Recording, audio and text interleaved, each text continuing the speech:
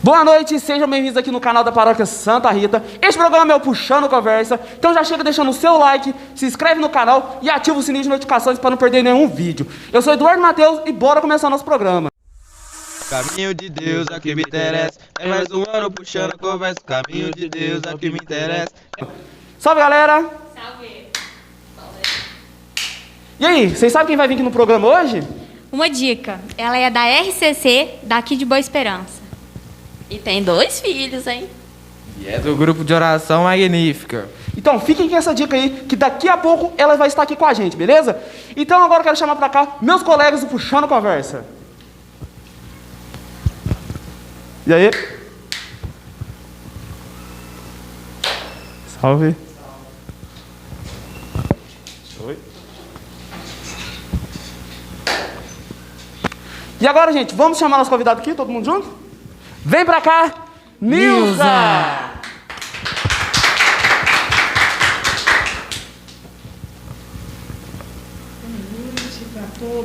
Boa noite. Boa noite, Nilza. Boa noite. Seja bem-vindo aqui no nosso programa.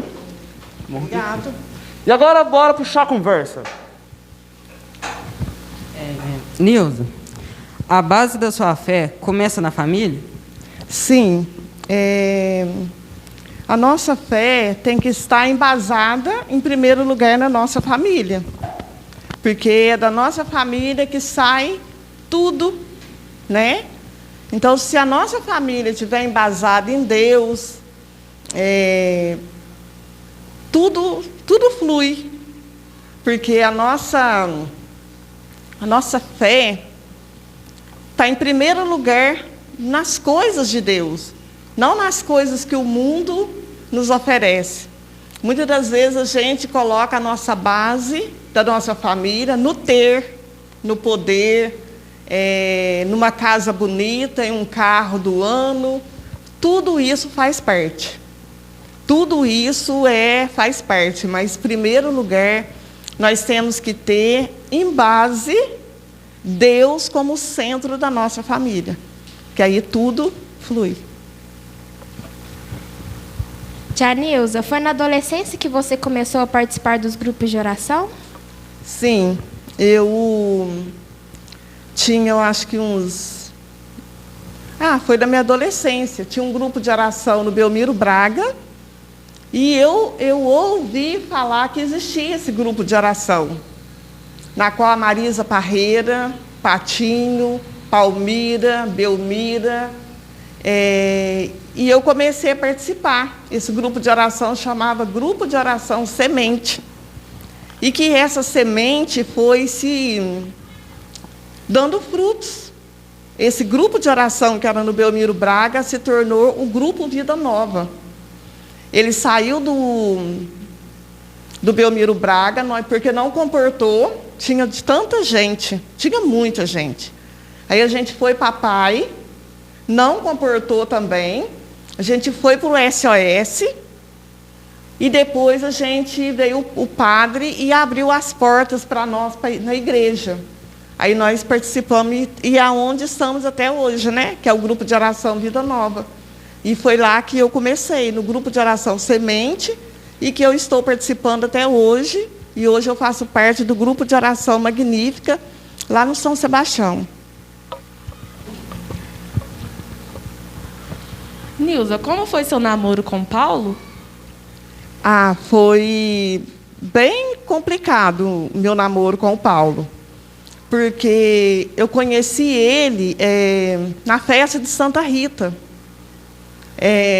Naquelas barraquinhas que tinha, não sei se vocês lembram, porque faz muitos anos. Lá na pracinha, e alguém me apresentou ele.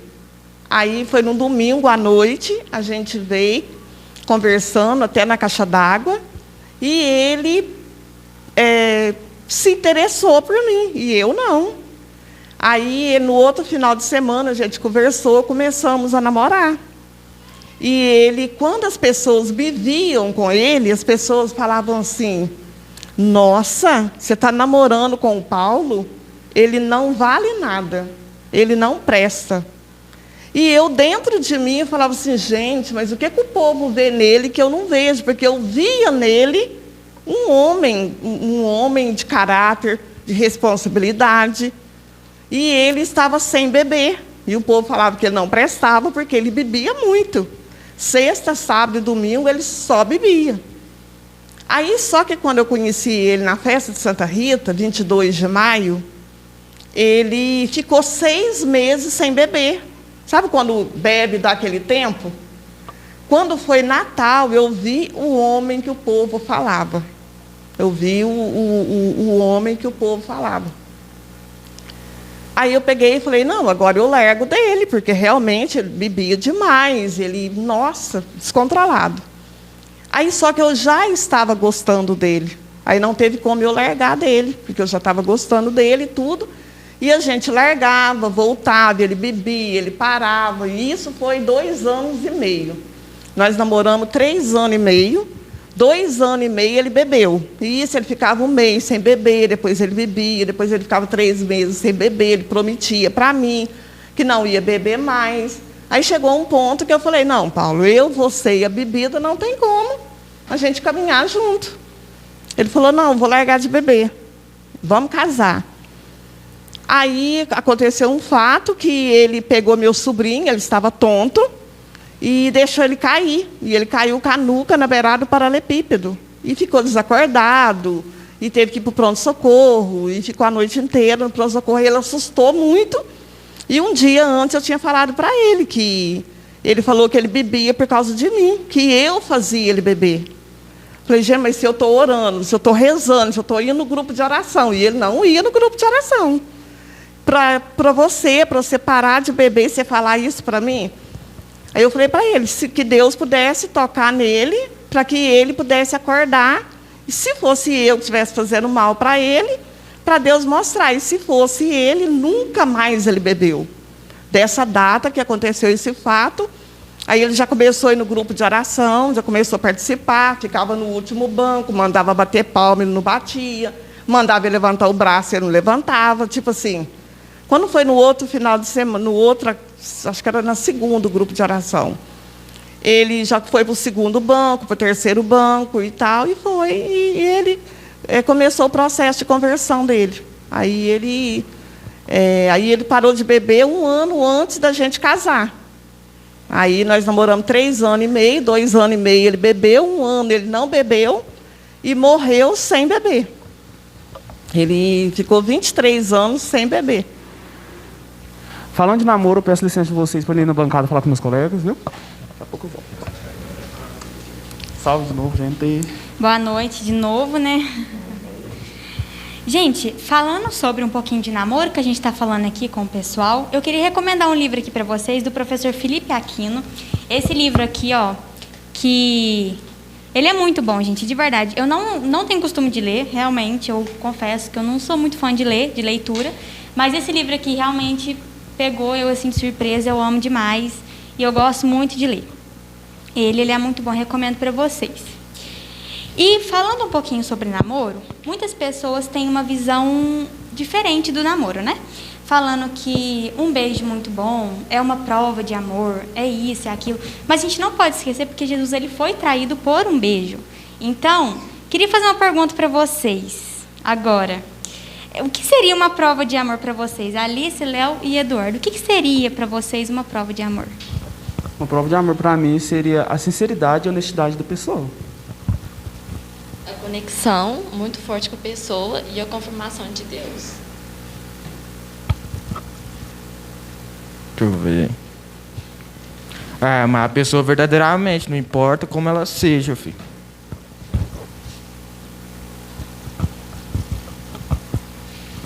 E assim, tem muita gente que tem aquele coisa assim, ai meu Deus, eu já tô velho, eu não namoro ainda. Não é porque Deus esqueceu de você, isso jamais vai acontecer. Porque tem gente que tem esse pensamento, né? Ai, não namoro, não consegui isso, é porque Deus esqueceu de mim. Deus não quer. Deus quer que eu vire padre. Deus quer que eu não namore, que eu não case, que eu não tenha uma vida matrimonial. Não é isso. Tudo nessa hora. Deus tem tudo planejado assim para cada um de nós na hora certa. Não podemos atropelar o tempo, porque isso minha mãe sempre me ensinou. Viver cada fase no seu momento certo, não querer ultrapassar as coisas, passar o carro na frente do boi, porque isso não dá certo. Né? Não, eu já fiz muito isso, né? De ser muito apressado, mas isso é da personalidade também, de mim, de querer sempre antecipar aquilo que vai acontecer ainda, tipo, tudo que é tudo antes. É muito rápido isso. Ainda bem que hoje em dia eu tenho bastante maturidade também, vendo esse livro aqui, ó, eu pude aprender um pouco sobre como ter um bom relacionamento, um relacionamento cristão, né? E é isso. Sim, completando o Eduardo ali, eu também sou desse jeito. Já me meti muito, quebrei muito a cara em relacionamentos. E com esse livro a gente vai aprendendo cada vez mais e errando que se aprende. Falar de namoro, nunca namorei, sou inexperiente nesse assunto, filho. Eu agradeço a Deus, porque eu tenho que aprender muita coisa ainda, filho. Porque namoro não é brincadeira, é uma coisa séria. E vendo o namoro é um fruto do casamento, então você não pode brincar de amor, filho. É isso. Concordo. Frei Gilson. Eu concordo muito, né, igual que você falou aí, Léo, que o namoro, ele é uma caminhada para o casamento. Então, tem gente que pensa assim, depois que casar ele muda. Não, não muda. Se ele é desse jeito no namoro, ele vai ser assim no casamento. Ele não vai mudar, nem ele, nem ela. Porque, vamos supor, eu não vou conseguir mudar ninguém e ninguém vai conseguir me mudar, a não ser Jesus, né? Porque, sim, gente, não tem como você mudar, né? Você aconselhar a pessoa, você falar que isso é certo, que você é errado, é um papel. Mas você conseguir mudar a opinião da pessoa e o que a pessoa acha sobre aquilo, você não consegue, né? Porque aquilo ali já está na cabeça dela, já faz parte da vida dela. E falando sobre isso que eu estava falando, quero ler uma frase aqui do livro, que está na página 116, que fala assim: se eu tivesse que dar uma medalha de ouro a um general que ganhou uma guerra, ou para um jovem que vive a castidade, eu daria para esse último. Essa frase aqui me emocionou muito, porque realmente, hoje em dia, pouquíssimos jovens vivem esse desafio que é a castidade. Porque hoje em dia nada mais é pecado, hoje em dia nada mais... Hoje é a geração do tudo pode, como diz a Tânia, né? A geração do tudo pode, tudo é permitido, tudo é permitido.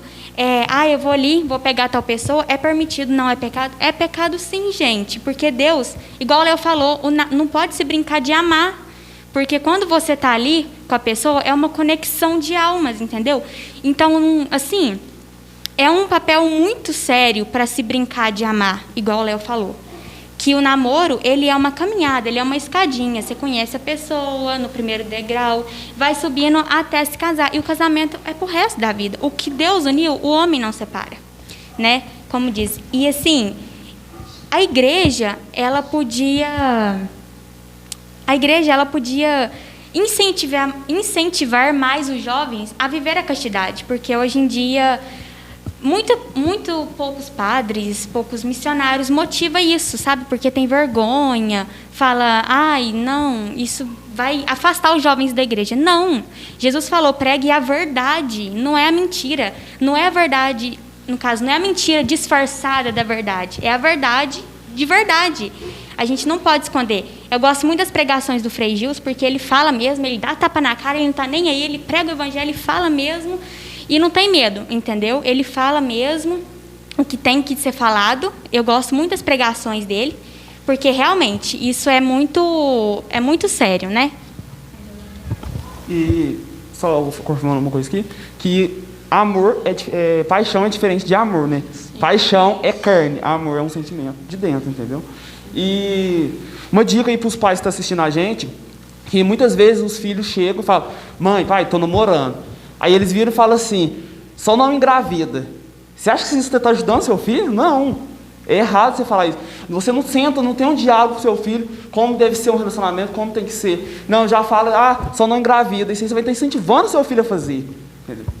E amar também, né? Amar é uma decisão.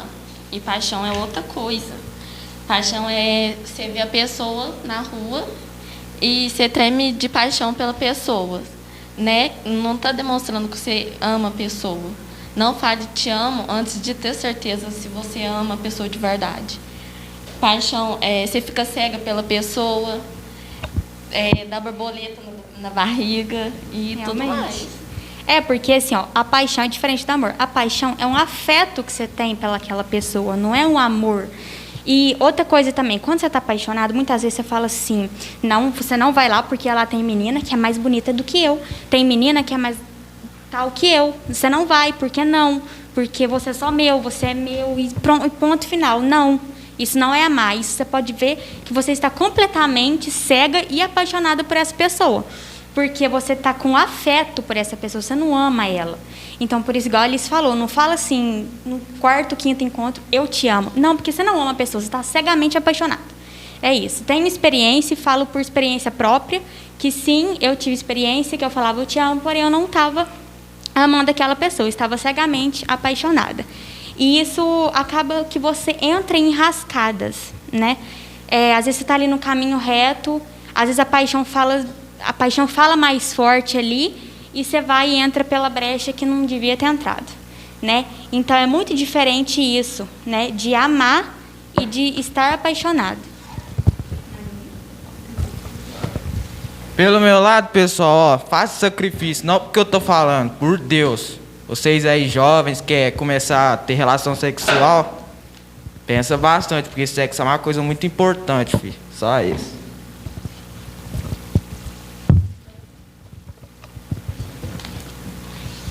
Então, é isso aí.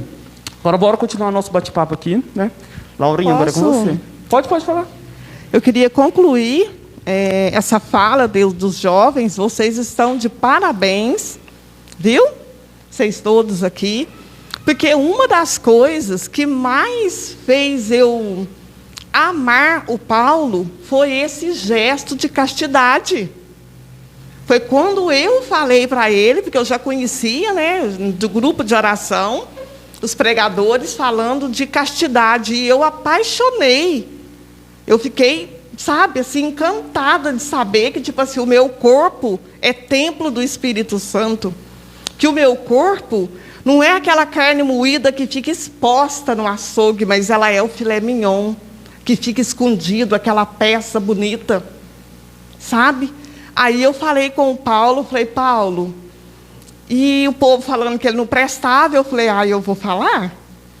E falei, eu quero viver a castidade, não quero ter relação sexual. Antes do casamento eu ainda era virgem. Aí ele topou na hora, mesmo sem saber o que era. Isso que me fez eu ficar assim, encantada por aquele homem. Porque eu ainda não tinha encontrado um homem igual a ele, que todos que queriam ficar comigo já vinha com segundas intenções. E eu falava, esse não. E quando eu conheci o Paulo, que eu falei para ele, que eu apresentei o que eu queria viver, a vivência de castidade, ele aceitou na hora. E nós namoramos 3 anos e meio, com todo respeito. Foi fácil? Não foi. Foi fácil? Não foi. Não vai ser fácil. Mas se a gente colocar Deus no centro da nossa vida, a gente consegue. E nós namoramos 3 anos e meio, e eu casei virgem, com a castidade, tudo. E eu sei isso de parabéns de falar, porque eu só vivi a castidade porque alguém um dia pregou e eu ouvi e acatei. Parabéns, viu? Nilza, agora vem uma parte triste da história da sua família. O falecimento do Paulo, seu marido. Conte para nós como tudo aconteceu. Olha, essa parte realmente é uma parte assim, muito dolorosa. Muito triste, porque a gente viveu momentos assim incríveis. Momentos assim que, se fosse para me viver tudo de novo, eu viveria. Eu passaria os 2 anos e meio de sofrimento, que foi, né, a libertação do vício do álcool dele, né? E a gente casou e a gente foi uma convivência muito boa. A gente teve momentos muito bons. A gente tivemos o nosso primeiro filho. Ele veio a falecer com 3 dias. Depois eu tive a Tainara, o João Pedro. E a gente viveu 22 anos casado. E uma vida, assim, perfeita. Perfeita, assim, que a gente tivemos os nossos momentos de dificuldade, de briga, de coisa, mas a gente nunca dormiu de mal, a gente nunca dormiu sem pedir perdão um para o outro. Se um tivesse errado, o outro pedia perdão, e é isso. Viver o sacramento do matrimônio é você perdoar todo dia, você se dá o perdão e receber o perdão. E quando foi o ano passado, na data do dia 4 de novembro, a gente estava lá em casa, tudo, e ele passou mal e foi para o banheiro tomar banho. Ele falou para mim que ia tomar banho. Aí ele tomou banho, secou, colocou roupa e veio na sala. O João Pedro estava deitado na sala. E ele falou assim: João Pedro, cadê sua mãe? Chama ela para mim, que eu acho que eu estou passando mal. E nisso, quando eu cheguei na sala, ele já estava assim, sudorese, já estava assim, com a cor ruim. E eu falei: nossa, Paulo, o que aconteceu? Ele falou: ai, Nilza, eu não sei, parece que eu estou com a cabeça zonza. Aí eu falei: vamos para o carro, vamos lá para o pronto-socorro. Então, levei ele para o pronto-socorro, tudo, só que ele infartou. E foi muito difícil, nossa, foi muito dolorido. A Tainara tinha 15 anos, o João Pedro tinha 11. E eu me vi assim, gente, sabe, como se tivesse tirado o chão da minha vida. Porque ele não estava doente, ele não estava assim... Porque quando a pessoa está doente, parece que a gente está assim, esperando, está preparado, não que a gente quer que ele morre. Mas, tipo assim, ele tinha acabado de chegar da roça, que a gente tem um pedacinho na roça, e ele passou mal. Então, tipo assim, foi questão de, tipo... Ele estava comigo na mesa, almoçando, ele foi tomar banho, foi para o pronto-socorro e não voltou. Então, foi difícil e é muito triste. É triste, é uma solidão. E quando eu cheguei na minha casa de volta, que passou o velório, tudo que a gente enterrou, é como se tivesse, a sensação é como se tivesse chegado um ladrão na tua casa e tivesse jogado tudo para o chão, como se tivesse bagunçado tudo a tua casa. E eu olhava aquilo tudo e falava: meu Deus do céu, como que eu vou viver nessa casa? Como que eu vou ficar aqui com as crianças? Como que vai ser minha vida de agora para frente? Mas aí eu olhava no quadro da misericórdia e falava: Senhor, por que você fez isso comigo? Por que o Senhor fez isso comigo? Eu estava inconformada. Aí, com o tempo, eu fui amenizando, foi difícil. E Deus foi acalentando meu coração.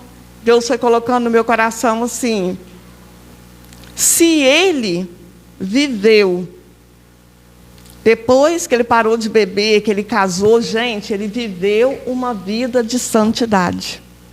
Eu vivi com o Paulo e ele era uma vida, não vou falar santo, mas ele lutava pela santidade, né, Raíssa? Raíssa conviveu, a gente sabe, né, Raíssa? Então, ele lutava pela vida de santidade, ele lutava no grupo de oração, ele pregava a verdade, como o Frei Gilson, ele não importava se ele ia magoar as pessoas, ele era um pregador da palavra, ele pregava e tudo, e Deus colocou na madrugada no meu coração assim: por que você está cobrando tanto? Porque eu levei ele. Sendo que você não pode ser egoísta o suficiente para querer ele aqui na terra, sendo que ele lutou pelo céu. Como que você quer que ele fique aqui na terra, sendo que ele almejou o céu? Aí aquilo foi como se tivesse acalentado o meu coração. Aí eu fui amenizando, e é isso que aconteceu. Vocês sabem por que o brasileiro ele é mais difícil para superar a morte? Porque lá nos nossos ancestrais, isso é um trauma lá dos nossos ancestrais. Quando Dom Pedro descobriu o Brasil, veio aqui para o Brasil, aí ele mandou uma carta para os europeus, falando assim que aqui era o céu. Aí os europeus saíram tudo do país e vieram para o Brasil, outras pessoas também vieram, pensando que aqui era o céu. Por causa que nos países deles eles estavam sofrendo muito com morte, com guerras e essas coisas. Aí quando eles vieram para o Brasil, eles viram que não era diferente, né? Aí eles vieram com esses traumas e sofrendo mais esses traumas aqui. E isso foi passando de geração em geração até chegar a nós aqui hoje em dia. E vocês podem perceber que em outros países, igual os Estados Unidos, eles, depois de sepultar a pessoa ali, eles até comemoram, tipo, não é comemoram, mas faz um almoço, faz uma festa, porque eles não foram igual a gente, que tiveram esse trauma e tudo mais. Quando uma pessoa morre, ela sai de nossas vidas, às vezes a gente chora, a gente fica triste, porque a pessoa, a gente sabe que a gente nunca mais vai ver ela, só quando a gente falecer e se Deus quiser, né, ir para o céu junto com ela. E também é bom lembrar que com essa pessoa você vê o momento feliz. E às vezes a gente chora e tem motivos para chorar, né? Porque quando a pessoa morre, a gente sente saudade. A gente sabe que a gente vai sentir saudade. Aí também a gente tem que lembrar dos momentos felizes com essa pessoa. Então faz bem lembrar, né, dos momentos engraçados que vivemos com uma pessoa que já faleceu, né? Que já partiu dessa para, se Deus quiser, para melhor. Nilza, faz bem lembrar, né, dos momentos engraçados que vivemos com uma pessoa que já morreu? Muito. Eu tenho muito mais alegrias para lembrar do que tristeza. Porque, como eu falei para vocês, nós vivemos assim momentos intensos, momentos assim incríveis. Ele foi um bom pai, ele foi um bom marido, ele foi um bom genro, ele foi, como se diz, a Prefeitura Municipal de Boa Esperança. Ele deixou um legado. Como diz os paroquianos, como diz os amigos, que a gente vê o que a pessoa foi. Padre Edmilson que fala que o nosso testemunho não é aquele que a gente sobe no palco e fala, mas o nosso testemunho é aquele que, quando você morre, é aquilo que o povo comenta depois da morte. E no velório do Paulo, pessoas chegavam diante do caixão e falavam assim: se eu sou o homem que eu sou hoje, eu devo a ele. Se eu sou a pessoa que eu sou hoje, uma pregação no grupo de oração que eu ouvi dele. Pessoas que estavam ali, não por estar, mas com sentimentos de pesar, de dor, de tristeza, mas sabendo que ele lutou por aquilo. Aquilo que eu falei já no começo, que ele almejou o céu. Então, eu acho que eu não podia ficar presa com ele aqui na terra, querendo ele aqui comigo, com meus filhos, sendo que ele lutou por uma vida de santidade e almejou o céu. E lembrar desses momentos bons, eu queria deixar para as pessoas, para vocês jovens, adultos, para vocês que estão ouvindo em casa, que viver a vida de castidade, viver momentos bons no casamento, primeiramente é buscar as coisas do alto. É colocar Deus, Jesus, no centro da nossa casa, no centro da nossa família. Por quê? Quando eu estava falando para a Tânia, que quando eu ia até trazer, mas eu achei assim que um dia vocês vão ver. Quando a gente namorou, quando a gente buscou a nossa vida de santidade, a nossa vida de castidade, almejou ser um casal feliz. Quando a gente fez os convites do nosso casamento, fica uma dica aí, viu? Para vocês jovens. O Paulo levou os convites lá para a gente escrever e ele falou: olha, 300 para você e 200 para mim, porque minha família era maior. primeiro convite que a gente subscritou foi convidando Jesus e Maria para estar no nosso casamento. E eu tenho esse convite até hoje. Então, foi o primeiro convite que a gente dividiu junto, 300 para mim, 200 para ele.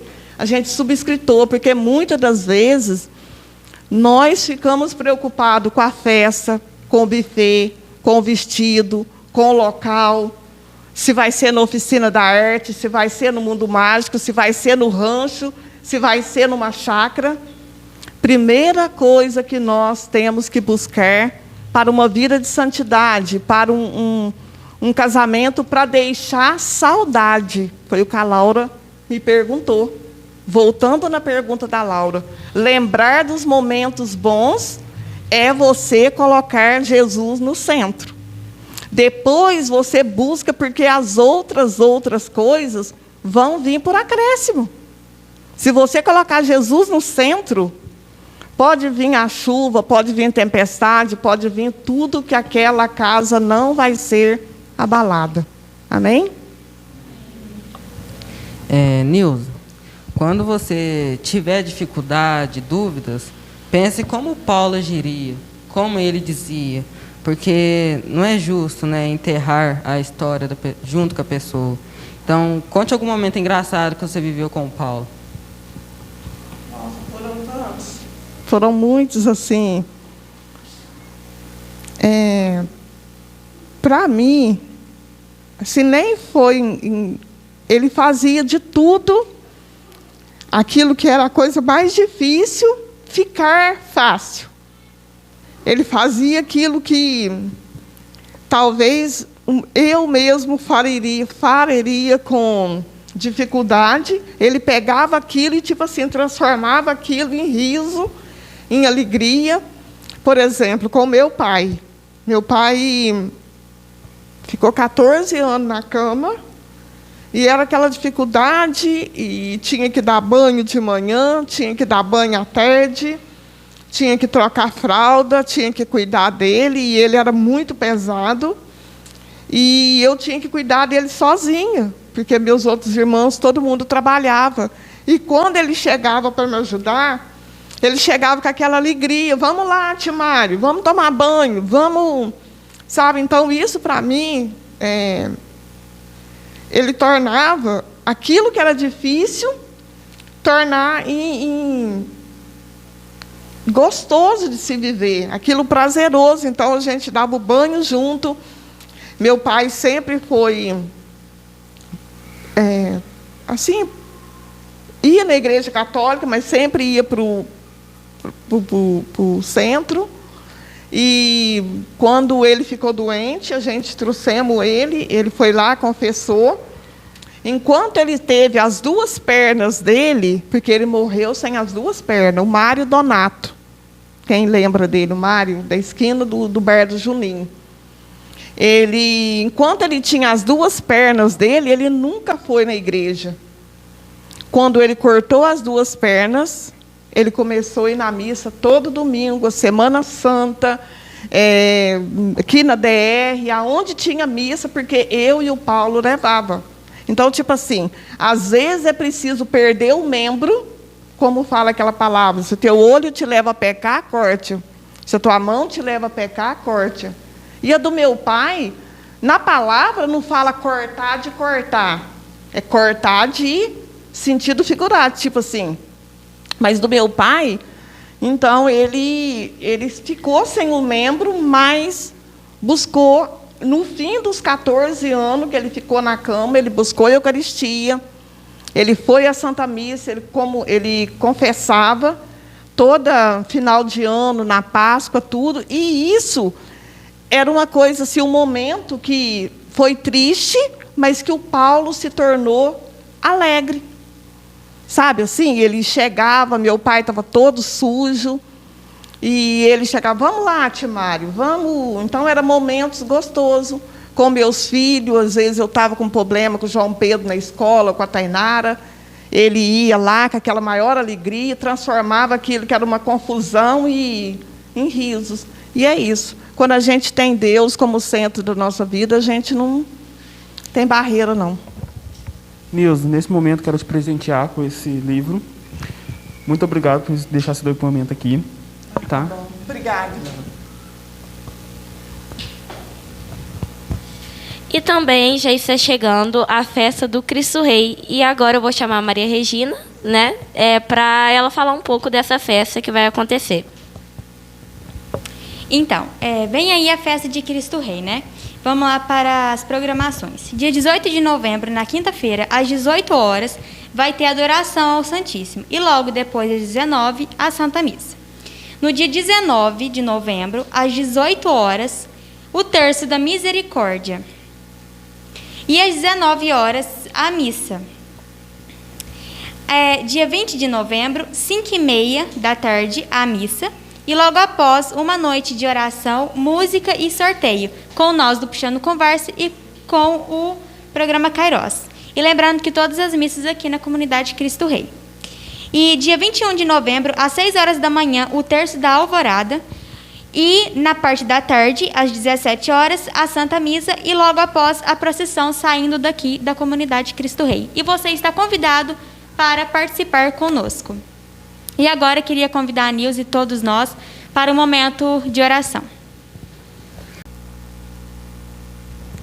Então agora, que neste momento, que nós pudéssemos fechar os nossos olhos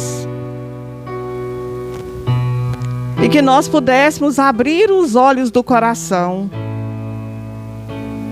e deixar que neste momento que a presença do Espírito Santo possa vir irradiar este lugar.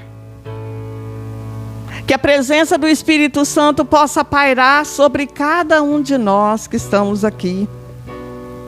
E que neste momento que nós possamos abrir o nosso coração e deixar que essa ação do Espírito Santo possa vir instalar no nosso interior.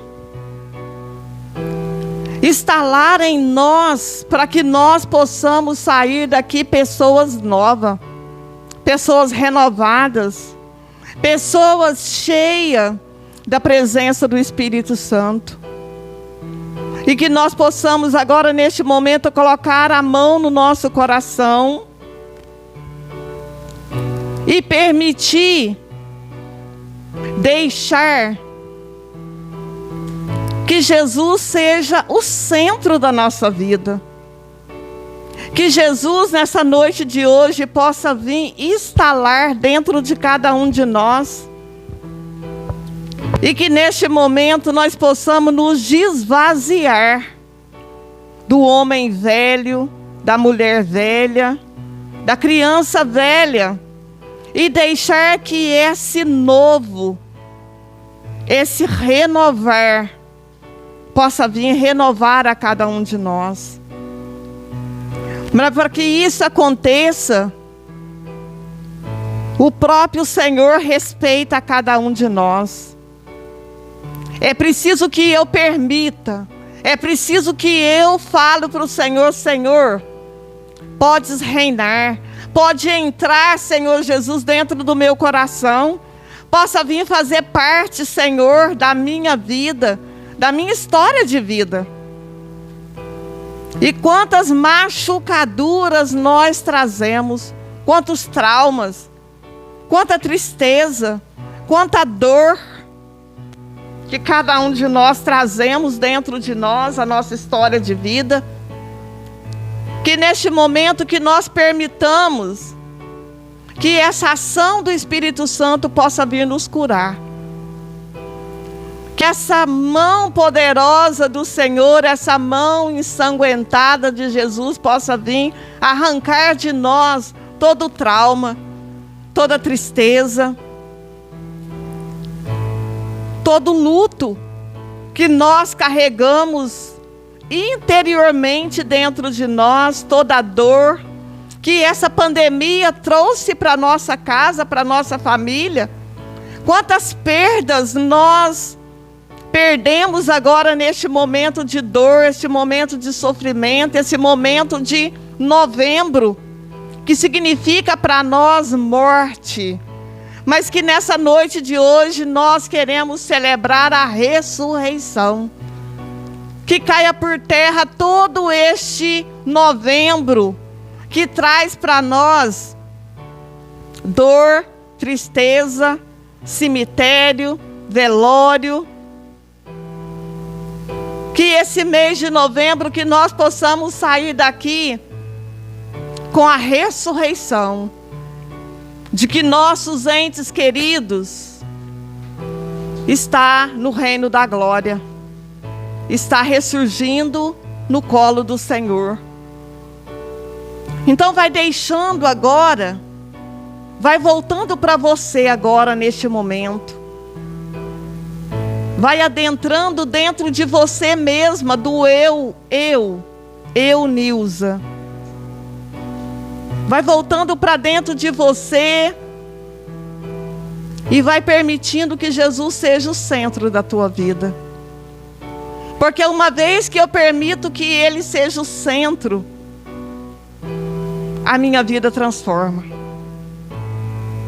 Toda vez que eu deixo, que eu permito que essa presença real desse Deus maravilhoso, esse Deus soberano, que vem nos curar, vem nos libertar, vem nos fazer nova todas as coisas, quando eu permito que Ele se achegue adentro de mim.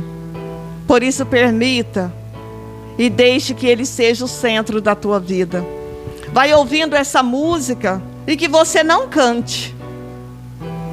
Coloque a mão no teu coração, fique com teus olhos fechados e vai ouvindo, só ouve a voz das meninas e deixe que essa canção venha curar o teu interior.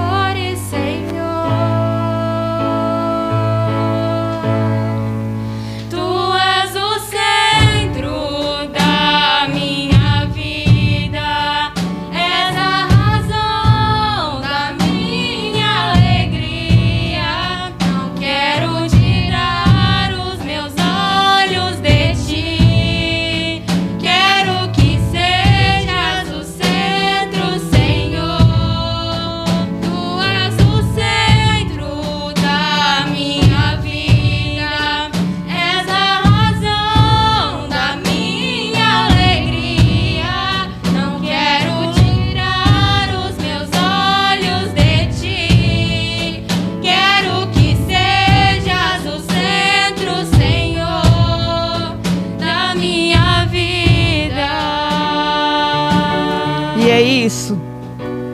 Uma vez que nós permitimos que Ele seja o centro da nossa vida, pode vir tempestade, pode vir a morte, pode vir o choro, pode vir tudo, mas a nossa casa, a nossa família, o nosso alicerce não vai ser abalado. Por isso permita nessa noite de hoje, convida Jesus, você que está assistindo essa live agora, você que está assistindo, você que está aqui presente, deixe que Deus adentre dentro do teu coração.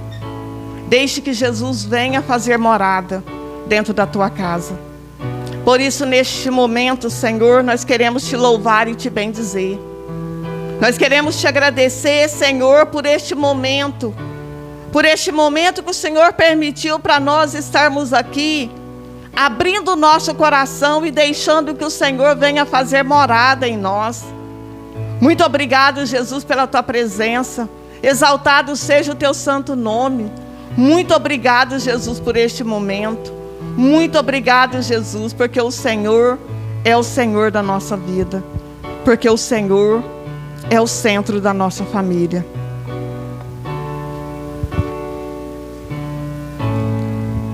Tu és